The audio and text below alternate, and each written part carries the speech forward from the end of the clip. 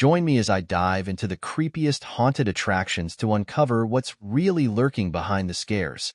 Haunted attractions have been a staple of our spooky seasons for decades, drawing in thrill seekers and horror fans alike with their promise of screams, scares, and supernatural thrills. But have you ever stopped to think about what inspired these eerie experiences? Are they just the product of clever designers and special effects? Or is there something more sinister lurking behind the masks and makeup? When it comes to haunted attractions, it's easy to get caught up in the spectacle and forget that there are often real stories and historical events that inspired them. We assume they're just fictional creations designed to scare us.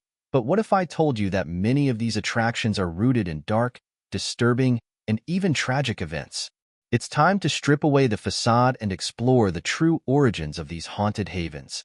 One of the biggest misconceptions about haunted attractions is that they're purely fictional, that they're created solely to entertain and frighten. But the reality is that many of these attractions are built on top of, or inspired by, real-life hauntings and tragedies. Take, for example, the notoriously spooky Stanley Hotel in Colorado, which was the inspiration behind Stephen King's The Shining. The hotel's labyrinthine corridors and eerie atmosphere are said to be haunted by the ghost of F.O. Stanley, the hotel's original owner. But what you might not know is that the hotel has a dark history of paranormal activity, including reports of children running and playing in the hallways, despite the fact that the hotel has been closed for years. Another common misconception is that haunted attractions are just for kids and teenagers. But the truth is, these attractions often cater to adults looking for a thrill or a way to confront their deepest fears. And with the rise of immersive, interactive experiences, haunted attractions have become more sophisticated and terrifying than ever before. From zombie apocalypse simulations to creepy, atmospheric soundscapes, these attractions are designed to push you to the edge of your comfort zone and beyond. Of course, not all haunted attractions are created equal. Some are little more than jump scares and cheap thrills, while others are meticulously crafted to create an immersive and terrifying experience. But what sets the truly great attractions apart is their ability to tap into our deep-seated fears and anxieties. They're not just about scaring you. They're about making you confront the darker aspects of human nature. Let's take, for example, the infamous Headless Horseman hayrides and haunted houses in New York.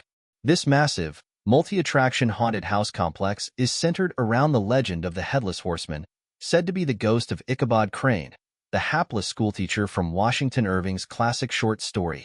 But what you might not know is that the attraction is built on top of a real, abandoned insane asylum, which was the site of numerous tragic events and unexplained occurrences.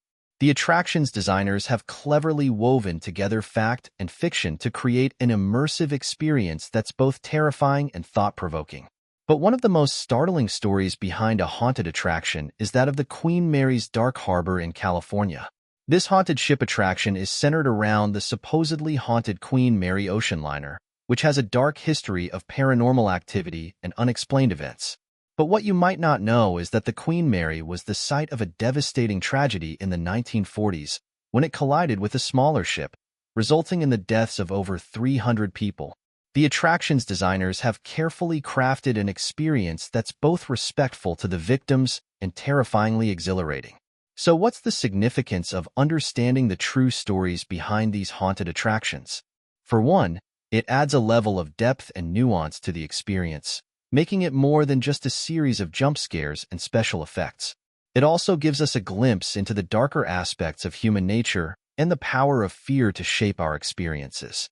By exploring the real stories behind these attractions, we can gain a greater appreciation for the craftsmanship and creativity that goes into creating them.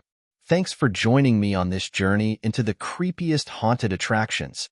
If you've got a favorite haunted attraction or a spooky experience you'd like to share, be sure to leave it in the comments below. And if you're looking for more spooky content, be sure to check out my other videos and let's get this spooky party started. Part 1. The Unseen Origins. Haunted attractions have always drawn in crowds, giddy, screaming, terrified. I've been one of those thrill seekers for years, loving the adrenaline rush as shadows dart past and monstrous faces lunge from the dark. But this year, I came across something different. It started innocently enough. I'd planned a trip to the Final Hour Asylum, an old, rundown attraction that was once an actual mental institution, located far from any town. It wasn't the polished horror of theme parks, but a decaying relic that catered to those who craved a raw, visceral experience. But the real lure for me was the rumor that the asylum wasn't entirely make-believe. Some visitors whispered about strange occurrences, objects moving on their own, doors slamming shut when no actors were present. I brushed it off as marketing, something they encouraged to build up the legend. But deep down, a part of me was intrigued. What if there was more to it? What if these attractions drew their power from something real? I had to find out. The building itself was chilling even before you stepped inside. Tall, looming, with windows boarded up long ago. Its brick walls crumbled in places, vines snaking up to broken rafters. On the night I arrived, fog hung heavy, and the moon cast a dull, pale light over the grounds. I had been to enough haunts to recognize an overdone atmosphere, but this felt authentic, too real. A group of us had gathered, waiting for our turn. I remember the quiet more than anything, the silence that fell as the staff led us to the doors. There were no enthusiastic actors screaming or revving chainsaws, no carnival music or screams to set the tone, just silence. The tour began like any other. Narrow hallways, dimly lit rooms staged with flickering lamps and mannequins dressed as patients in tattered gowns. But halfway through, I noticed something was off. At first, it was subtle. Rooms we passed seemed slightly different on the way back, as if someone had shifted things when we weren't looking. A bed that had been tucked against the wall was suddenly in the center of the room. Small details, but enough to make me question myself. As the group moved forward, I lingered, pretending to take pictures with my phone. The others didn't notice. That's when I heard it, soft footsteps behind me. I turned, expecting an actor, but there was no one. Just an empty hallway that seemed to stretch endlessly into shadow. My heart began to race, but I kept my cool, reassuring myself it was just part of the show. I hurried to catch up with the group. We entered a larger room, a recreation of a communal area for the patients. Chairs were overturned, broken toys littered the ground, and the air was thick with the musty scent of rot. The guide, dressed as a nurse with hollow eyes and a blood-stained uniform, began her rehearsed spiel about the history of the asylum, but something in her voice wavered. She glanced over her shoulder, then quickly regained composure, finishing her speech in a rush. That's when the lights flickered. At first, we thought it was a deliberate scare tactic, but the flickering didn't stop. The guide's face paled, and she muttered something under her breath before the lights cut out entirely. Plunged into darkness, the room seemed to close in on us, the musty air becoming suffocating. A scream pierced the blackness, not from the guide, not from any of us, but something deeper, more primal. It echoed through the walls, bouncing off the cold stone, filling the space with a sense of dread I had never felt before. When the lights flickered back on, 2 people were missing from our group. We didn't even hear them leave. Panic spread as we scanned the room, but there was no sign of them, and no one wanted to admit they were scared. The guide, visibly shaken, tried to calm us, but her words fell flat. There was a look in her eyes I hadn't seen before, fear, real fear. Despite the tension, we continued the tour, but the atmosphere had shifted. Every step felt heavier, every noise more sinister. And the deeper we went, the stronger the feeling that something was watching us. Something that wasn't part of the attraction. It was in the basement where things took a turn. The room, barely lit by a single bulb swaying from the ceiling, was filled with old medical equipment. Rusted gurneys, restraints, syringes, relics from the asylum's past. As we entered, I noticed an old medical file lying open on one of the tables. The name on it sent a chill down my spine. Eliza Moore. The guide hadn't mentioned this before. In fact, the file looked far too old to be part of the set. I flipped through it, and as I read, a cold sweat broke out on the back of my neck. Eliza Moore had been a patient at the asylum in the 1920s, committed for severe paranoia. She had claimed that the doctors weren't treating her, but torturing her, keeping her as part of some dark experiment. Her records ended abruptly, with no mention of her release. Just a single note scrawled at the bottom of the page. Do not open room 7. Before I could ask the guide about it, The door to the basement slammed shut. That's when I knew we were in real danger. Part 2. Into the depths. The door slammed so hard it echoed through the room, the sound reverberating off the cold, concrete walls. I felt the jolt of fear ripple through the group. Someone tried the handle, but it wouldn't budge. This wasn't supposed to happen, right? One of the guests asked, their voice shaky. The guide, her carefully crafted persona of eerie calm long gone, rushed to the door, pounding on it. "This isn't part of the show," she muttered, her eyes wild. "Hey, someone open up." Her voice cracked with panic. That's when the lights went out again. Complete darkness. I couldn't even see my hand in front of my face. There was the shuffle of feet as people moved closer together, their breaths quickening. Someone whispered a prayer under their breath. In the blackness, a cold draft swept through the room, carrying with it a smell, damp earth and something metallic. Something old. The air had shifted, and so had the atmosphere. This wasn't just a haunted attraction anymore. The fear was no longer manufactured. It was real. A rustling noise came from the corner of the room, followed by a faint scraping, like metal dragging against the floor. I froze, trying to pinpoint the source, but the dark played tricks on my senses. Then came a voice, faint, almost too quiet to be heard, like someone whispering just beyond the range of understanding. It was a soft, crooning sound, but no one could make out the words. The voice moved around the room, circling us like a predator stalking its prey. I tried to focus, to figure out where it was coming from, but it felt like it was everywhere at once. I shouldn't be here, I thought.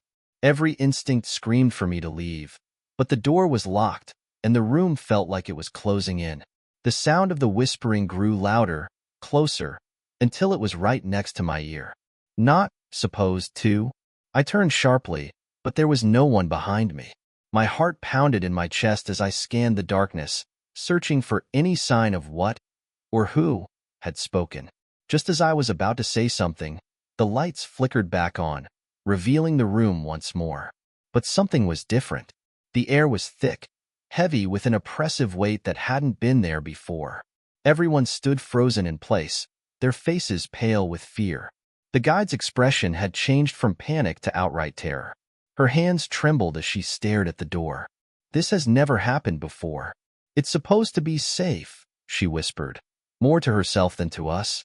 I followed her gaze and saw something that made my stomach drop. On the door, scratched into the wood with deep, jagged marks, were the words, "Open Room 7. Who the hell did that?" Someone asked, but there was no answer. No one had moved from their spot. "What's Room 7? I asked, my voice sounding steadier than I felt. I could still hear the trembling in the air. The guide shook her head, her eyes wide. "It's nothing. It's not part of the attraction anymore. She hesitated, as if choosing her words carefully. "They sealed it off years ago." "Sealed it off? Why?" Another guest, a man in his 30s, stepped forward, his face hardening as though he refused to believe the fear creeping into his own mind. "I don't know," she snapped. "They don't tell us everything. Look, we need to get out of here, and fast." She turned to the door again, pounding on it harder now, desperation rising in her voice. "Hey, let us out." But something told me we wouldn't be getting out that easily. The lights flickered again, and I felt the cold draft return, brushing against the back of my neck. My pulse quickened. This wasn't just a power issue or some technical malfunction. The temperature had dropped at least 10 degrees in the last few minutes, and the dark corners of the room seemed to be growing darker, as if the shadows were creeping closer, inching toward us. I caught movement out of the corner of my eye. At the far end of the room, a gurney that had been propped up against the wall was slowly rolling across the floor. Its wheels squeaked as it moved, seemingly on its own, stopping just inches from the group. No one had touched it. The whispers began again, louder this time. They were coming from everywhere, surrounding us, growing more insistent. Words I couldn't understand mixed with a low, guttural growl that sent chills down my spine. "Okay, this isn't funny anymore," someone yelled. I could hear the fear in their voice, masked by a thin layer of bravado. Then, without warning, the lights died once more. In the pitch black, There was the sound of something heavy being dragged across the floor, accompanied by a faint humming, like the echo of a distant lullaby. My skin crawled. Suddenly, a door creaked open, somewhere in the back of the room. Not the door we had entered through. This one was deeper in the darkness, hidden behind old medical equipment. No one had noticed it before, but now it stood ajar, its blackness yawning like the mouth of a cave. "I'm not going in there," the guide whispered, her voice cracking. She stepped back, shaking her head violently. That's room 7. I swear it's supposed to be sealed." The whispers swirled around us, filling the room with a thick, suffocating dread. Something unseen, something terrible, lurked just beyond the threshold of that door. And it was waiting for us. Part 3. The Invitation. The open door to room 7 loomed like a void, swallowing all light. The whispers from within seemed to beckon us, growing louder, more urgent. I felt their pull, an invisible thread tugging at my insides, daring me to step forward. But every instinct screamed no. I wasn't alone in my terror. The others had backed away from the doorway, huddling together near the exit, which was still locked tight. The guide's hands trembled violently as she fumbled with her radio, trying to call for help. "Base, we're trapped in the basement. This is not part of the show. Get someone down here now." Her voice echoed, brittle with fear. No response. Then came the scraping sound again. Something metallic dragging across the floor, slow and deliberate. But this time, it wasn't coming from the room we were in. It was coming from inside room 7. "Maybe we should just leave it," one of the guests muttered, eyes wide with panic. He was the same guy who'd been so sure this was all fake. Now, his voice shook, and beads of sweat clung to his forehead. I nodded, but before anyone could move, there was a loud thud from inside room 7, followed by the unmistakable sound of footsteps. Heavy, deliberate, coming toward us. Everyone froze. The guide stepped back, her eyes locked on the open door, her breathing shallow. "It's just actors, right? Right? It's part of the show," she stammered. But no one believed her anymore. This wasn't acting. The atmosphere had shifted too drastically, like the temperature drop, the whispers, the unnatural feeling of being watched by something far older than the building itself. Another thud, closer this time, like someone, or something, was dragging itself toward the doorway. We heard the scrape of metal again, and then silence. An eternity passed in that silence. Then a figure emerged from the shadows of room 7. It was pale, gaunt, barely human. Its eyes were sunken, dark hollows that stared straight ahead without blinking. It wore what looked like the remnants of an old hospital gown, stained and torn. But the worst part? It was dragging a rusted set of restraints, thick metal chains that clanged against the floor as it moved. They were attached to its wrists, and as it took another step, I realized that it was dragging itself forward with a limp, its joints twisted unnaturally. The creature stopped just beyond the threshold of room 7, its head twitching in a sharp, erratic movement, as if it could hear something we couldn't. The whispers around us grew louder, more insistent, filling the room with a cacophony of voices overlapping one another.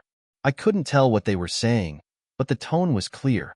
Anger, desperation, hunger. The thing opened its mouth. It didn't speak, didn't make a sound, but I could feel it calling to us, drawing us closer, like gravity pulling everything toward a black hole. My feet felt rooted to the floor, but every muscle in my body screamed for me to run.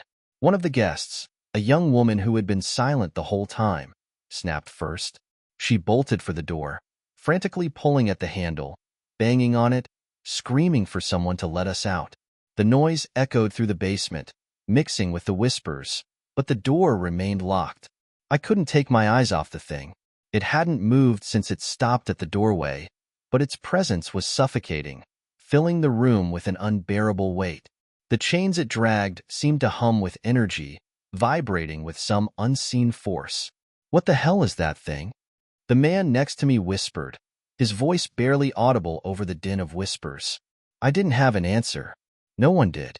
Suddenly, the figure took another step, dragging the chains behind it. The guide, who had been clutching her radio like a lifeline, let out a strangled cry. We need to get out of here. Now.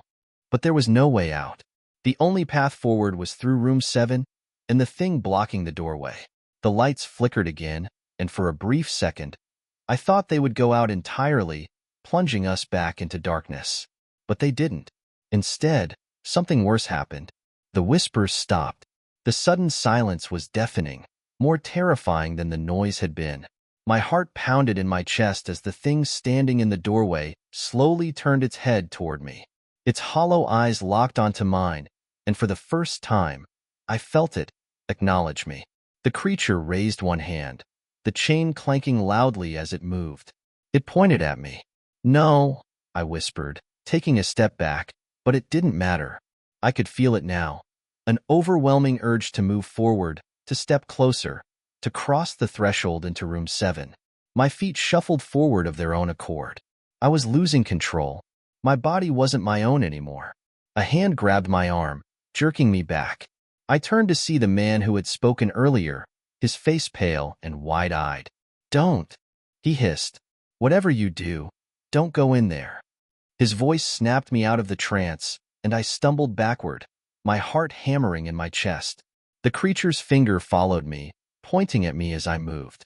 It didn't lower its hand, didn't blink. And then, without warning, it lunged forward.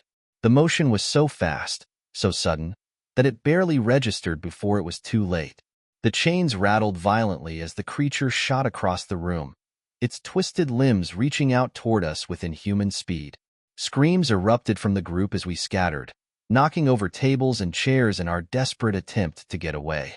The young woman who had been banging on the door fell to the floor, scrambling backward as the creature closed in on her, its chains dragging across the floor like a predator's claws.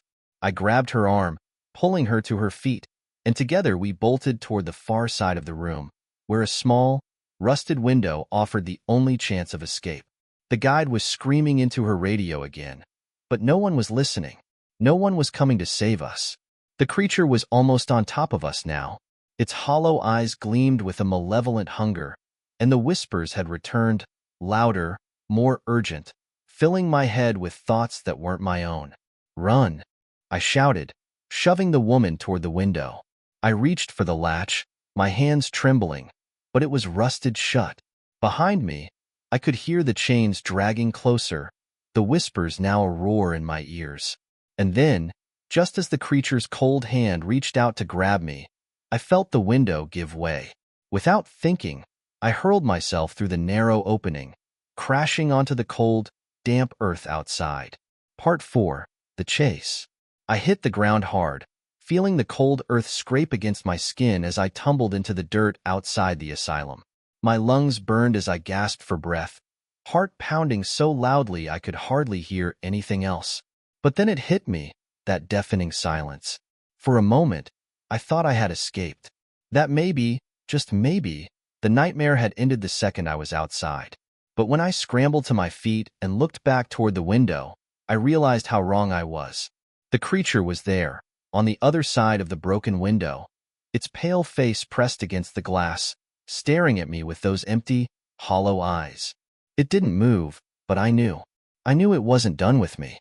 Inside, I could still hear the screams of the others, muffled and distant through the thick walls. The guide's voice, high-pitched and frantic, cut through the air, though I couldn't make out what she was saying. The others were shouting too, panicked cries blending into chaos as the creature's presence began to unravel them. My legs trembled as I stepped back from the window. The cold night air bit at my skin, but I didn't feel safe out here. Not anymore. And then, I saw it. The figure moved. It didn't just crawl through the window.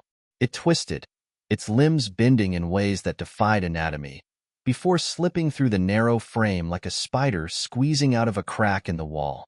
The chains scraped against the metal window frame, and the sound sent a shiver down my spine. I didn't wait to see what happened next. I ran. I bolted across the open yard, the wet grass slick beneath my feet, threatening to send me tumbling. Every part of my body screamed in terror, urging me to move faster, to get away from that thing. But no matter how fast I ran, I couldn't shake the feeling that it was right behind me. My mind raced, a jumble of thoughts, None of them useful. Where could I go? Where was the nearest road? I hadn't seen any houses for miles on the way here, and the darkness swallowed everything beyond the faint glow of the moon. As I sprinted, I heard a metallic clank, the chains. They were dragging across the ground behind me, closer than I expected, as if the creature had gained on me in mere seconds. I pushed myself harder, lungs burning, but it wasn't enough. I could hear it now, the raspy, shallow breaths coming from behind me, like a predator catching its prey's scent. I dared a glance over my shoulder. It was there, just a few feet behind me, moving in jerky, unnatural spurts. Its limbs seemed to stretch as it ran, propelling it forward with terrifying speed. The chains clattered behind it, their ends scraping the ground, sparking like metal on stone. My heart felt like it would explode. The asylum loomed behind the creature, its silhouette an eerie shadow against the night sky. But I couldn't focus on that.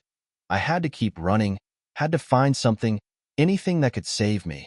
In the distance, I spotted the faint outline of an old shed, half hidden by overgrown trees and bushes. It wasn't much, but it was my only option. I sprinted toward it, forcing my legs to move faster than I thought possible. I could hear the creature getting closer, its breath now a ragged, wet sound, like it was on the verge of collapsing but still determined to catch me. I reached the shed and slammed into the door, nearly breaking it off its hinges as I threw myself inside. My hands fumbled to shut the door behind me, but there was no lock. I grabbed an old rusted shovel propped against the wall and jammed it through the door handles, hoping it would hold. Panting, I backed away, eyes glued to the door, waiting for the inevitable. The silence stretched out, my heart hammering in my chest. The only sound was my own rapid breathing, and for a moment, I thought that maybe, just maybe, I had lost it. Maybe the shed had somehow hidden me from whatever this thing was. And then the door shook. It wasn't a subtle knock. It was a full-force slam, as if something had thrown its entire body against the wood. The shovel creaked but held. Another slam, harder this time, shook the whole shed. Dust fell from the rafters above me. My heart raced faster, and I pressed myself against the back wall, clutching the edges of the workbench as if it could protect me. Then the whispers returned, seeping through the cracks in the walls. They were different now, low, guttural, not quite human. They came from everywhere and nowhere, filling the small space with a sense of suffocating dread. I pressed my hands to my ears, trying to block them out, but the whispers only grew louder, more insistent. The creature slammed against the door again, and the wood groaned under the pressure. The shovel rattled in its place, the metal bending slightly with each impact. One more hit like that, and it would break. I couldn't stay here. If I did, it would get in, and there would be nowhere left to run. In a panic, I searched the shed, my eyes darting around in the dim light.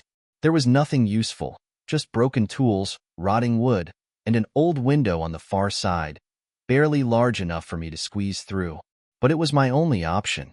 I ran to the window and forced it open, the rusted frame groaning in protest. As I pulled myself through, I felt the door behind me splinter, the shovel falling to the ground with a loud clang. I didn't look back. I couldn't. I crawled out of the shed and into the underbrush, the branches and thorns tearing at my skin as I scrambled forward. The sound of the door crashing open echoed behind me, followed by the clank of chains and the wet, slithering sound of the creature dragging itself through the shed.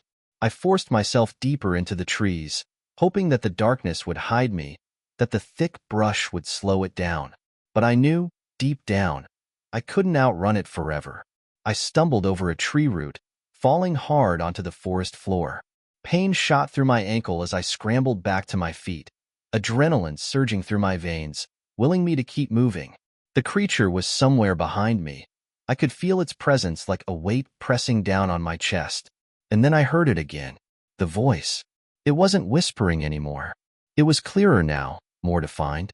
The words were garbled, twisted, but I could understand one thing. It was calling my name. Alex! The voice crooned, low and guttural, from somewhere deep in the woods. My blood turned to ice. How did it know my name? How could it? Alex! It called again, louder this time. Closer. I broke into a run, ignoring the sharp pain in my ankle, ignoring everything except the need to get away. But no matter how fast I moved, the voice followed, weaving through the trees like smoke, wrapping itself around me. Alex, don't run. I could feel it now, just behind me, its breath on the back of my neck, its chains dragging through the leaves. I pushed myself harder, the branches tearing at my clothes, but the voice was inside my head, drowning out every thought, every scream. And then, without warning, the ground beneath me gave way. I fell, plunging into darkness. Part 5. The Abyss. The fall felt like it lasted forever. I couldn't see anything, couldn't even scream. The air was knocked from my lungs the moment I plunged through the ground. I tumbled through the dark, hitting something hard. Rocks, maybe, before finally crashing onto a cold, uneven surface below. Pain shot through my body as I lay there, gasping for breath. My ankle throbbed where I had twisted it in the woods, and now my ribs ached from the impact. The darkness around me was suffocating, thicker than anything I'd ever experienced, and the only sound was my shallow breathing echoing off unseen walls. Where am I? Panic set in as I tried to move, every muscle screaming in protest. I was underground, that much was clear. But how deep? And how far had I fallen? My hands fumbled along the cold, damp floor, feeling the jagged edges of rocks beneath me. It felt like I had landed in some sort of tunnel or cave, but I had no idea how to climb back up, or if I even could.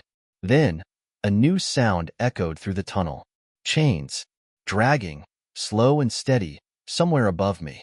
It followed me. Terror surged through me again, forcing me to my feet despite the pain. I couldn't stay here. I had to keep moving. I limped forward, my hands stretched out in front of me, trying to find the walls, some kind of direction. The tunnel seemed to slope downward, the ground uneven and slick with moisture. Every step sent bolts of pain through my ankle, but I had no choice. Behind me, the sound of the chains grew louder, closer. It's coming. I pushed forward, my breaths ragged and desperate. The air down here was thick, damp, and smelled of decay. It was harder to breathe with every step, and the further I went, the more disoriented I became. The darkness was absolute, and I had no idea where the tunnel would lead, or if there was even an exit. But the chains kept coming, dragging through the tunnel, relentless. My foot caught on something, and I fell again, landing hard on my hands and knees. The pain shot through me like fire, but something else caught my attention. As I scrambled back up, my hand brushed against something cold and smooth, unlike the jagged rocks around me. I reached out, feeling along the object, my heart pounding as my fingers traced its shape. It was a door. A metal door, old and rusted, set into the wall of the tunnel. How could a door be down here? The thought made no sense, but I didn't have time to think about it. I heard the chains again, echoing off the walls. Closer now, much closer. Without hesitation, I yanked on the door's handle. It groaned in protest, rusted hinges creaking as I forced it open just wide enough to slip through. I shut it behind me as quickly as I could, the sound of the creature's chains now just outside. My heart raced as I pressed my ear to the cold metal, listening. Silence. For a long moment, there was nothing. No chains. No breathing. Just the heavy, suffocating silence of the tunnel. My pulse thundered in my ears, and I squeezed my eyes shut, praying that somehow it had lost me.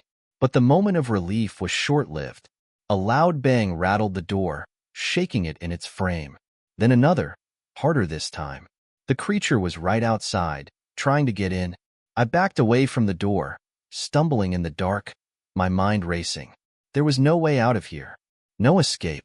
I was trapped. I turned, trying to feel my way through the room I had entered, but the space was so cold, so still. My hands brushed against cold stone, and then something else, something smoother. Glass? I felt along the surface, my heart pounding harder as I realized what it was. A mirror. But there shouldn't be a mirror down here. This wasn't a normal tunnel or cave. This was something else. Something wrong. The realization sent a fresh wave of fear through me. The mirror's surface was cold, and as my fingers traced the edge, I felt something familiar about it, like I'd seen this mirror before. The banging on the door stopped. I froze, my hand still pressed against the mirror. Silence again. But this time, it was different. This time, the silence felt expectant, like something was waiting for me to move, to make the wrong choice. Then I heard it again, the voice. But this time, it wasn't distant. It wasn't echoing through the tunnel or floating in the air. It was coming from the mirror, from inside it. "Alex," the voice crooned, soft and beckoning. "Come closer." I stumbled back, my breath catching in my throat. The voice? No, the creature. It was inside the mirror now, speaking to me from beyond the glass. "Don't be afraid," it whispered, its tone almost soothing. "Come closer, Alex. I've been waiting." My hands trembled as I stepped back, away from the mirror. I didn't want to look, but my eyes were drawn to it, like some invisible force was pulling me in. The darkness around me felt thicker now, pressing in from all sides, and the only light seemed to be coming from the mirror itself. "Don't run," the voice urged, its tone sweet and cajoling. "It's time, Alex. You belong here." I shook my head, trying to block it out, but the voice grew louder, filling my mind. No, I couldn't give in. I couldn't let it win. But the pull was so strong, and my body felt weak, like I was being drained of all my strength. Then, as if on instinct, I turned to the door again, hoping, praying, that the creature had left.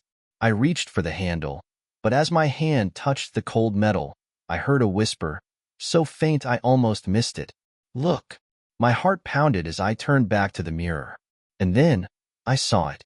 My reflection wasn't mine anymore.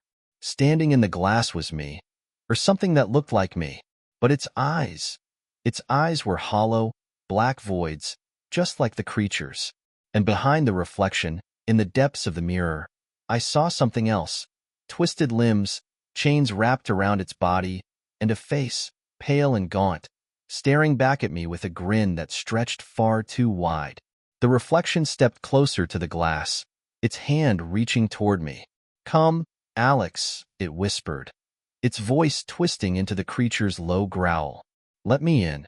I stumbled back, but the mirror seemed to expand, pulling me toward it.